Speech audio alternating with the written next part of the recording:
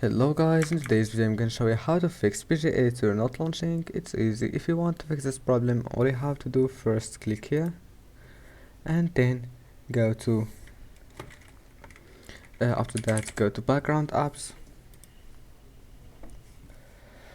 Now turn off this option to turn off all the applications that you will find, and then go to Windows Update Settings.